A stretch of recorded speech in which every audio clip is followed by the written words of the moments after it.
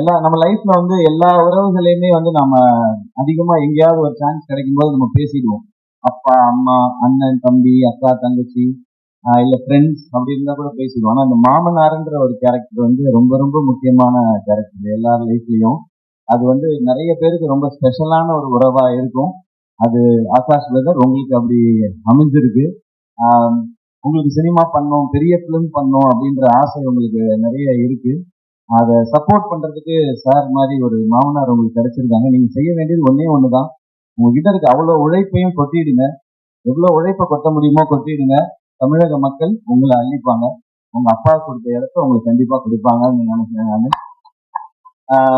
ஏன்னா first film வந்து ஒரு எக்ஸ்பெரிமெண்டா பண்ணலாம், இந்த அளவுல பண்ணலாம், இப்படி பண்ணலாம் அப்படின்னு நினைக்காம லான்ச்சே இவ்வளவு பெருசா இருக்கணும்னு நினைச்சு இப்படி ஒரு ஃபென்டாஸ்டிக்கான டைரக்டரை தேடி பிடிச்சி இப்படி ஒரு படம் பண்ணணும்னு நினைக்கிறாங்க. ஸோ நீங்க அவங்களுக்கு திருப்பி கொடுக்க வேண்டியது ஒன்னே ஒண்ணுதான், உங்களுடைய உழைப்பும் சக்சஸும் மட்டும்தான். அதை பார்த்தா அவங்க ரொம்ப ஹாப்பியா இருப்பாங்கன்னு நினைக்கிறேன். அது இந்த படத்துல நடக்கும்ன்ற நம்பிக்கையும் எனக்கு இருக்கு. இந்த ட்ரெய்லர் எனக்கு அந்த வீட்டில் வரும்போது காமிச்சாங்க, இந்த சாங்ஸ் எல்லாம் கேட்கும் பொழுது